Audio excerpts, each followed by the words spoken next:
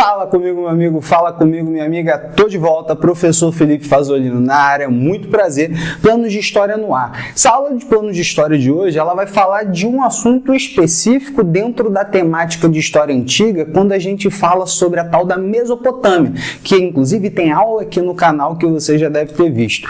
Pega essa parte aqui que você vai entender uma noção maior do porquê que nós, seres humanos, começamos a sentir a necessidade de criar a escrita, que é uma coisa subjetiva.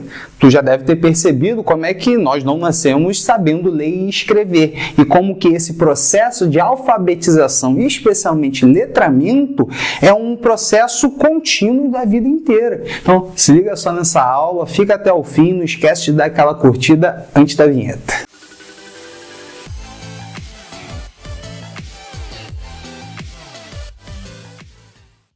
Vamos lá. Primeiro de tudo, eu desenhei essa linha do tempo pela metade só para você relembrar um pouco dos períodos históricos. Todo mundo aqui está careca de lembrar que a humanidade não, né?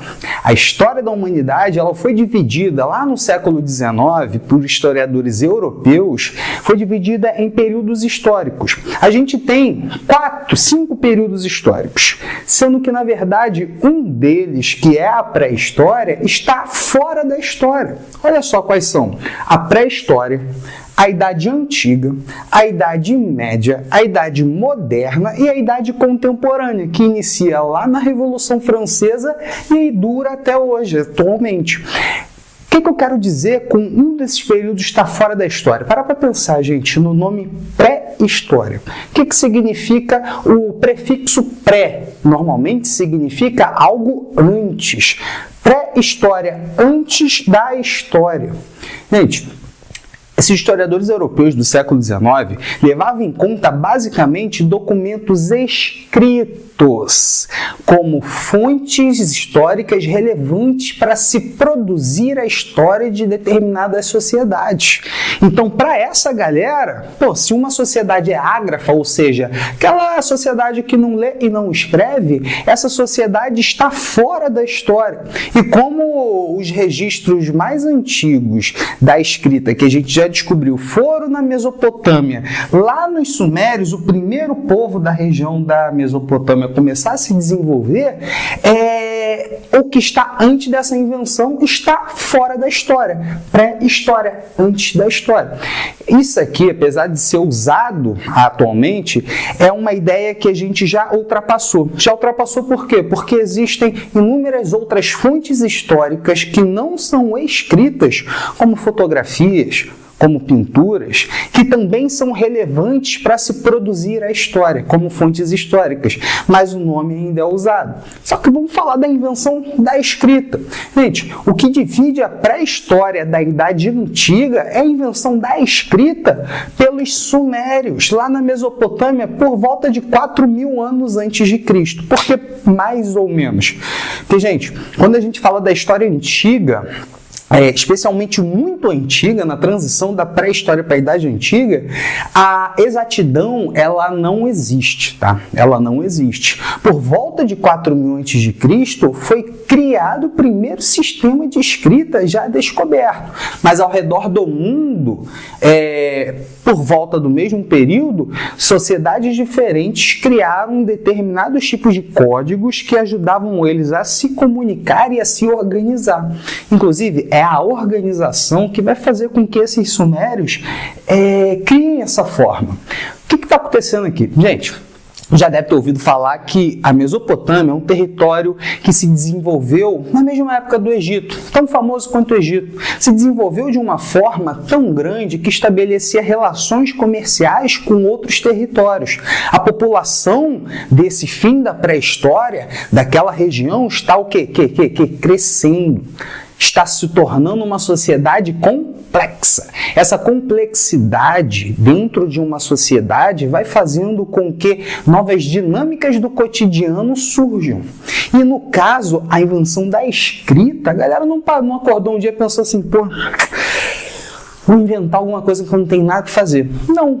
Sinal de que em algum momento algumas pessoas começaram a sentir a necessidade e perceber que apenas o uso da oralidade, da memória para guardar aquilo que vai ser registrado quando tiver escrita, já não era mais o suficiente. E nesse caso a gente fala dos sacerdotes dos templos da Mesopotâmia, dos sumérios. Por quê? Porque aqueles templos, eles também serviam como grandes armazéns, como grandes silos, que armazenavam sementes, animais e fazia empréstimo disso. Tá se ligando, né? Chega um momento que os empréstimos, eles eram tão corriqueiros, em tanta quantidade e por tanto tempo, que a memória de um ser humano, um grupo de seres humanos já não conseguia dar conta desse tipo de organização. Imagina se um sacerdote vai e empresta semente para o fulano, aí pum, está anotado na memória. Aí o sacerdote vai e morre. Aí vem o outro no lugar. O outro no lugar não sabe a memória do outro que morreu. Com os registros escritos agora será possível. Tanto que a gente fala dessa escrita, a gente fala de uma escrita que foi se desenvolvendo ao longo do tempo.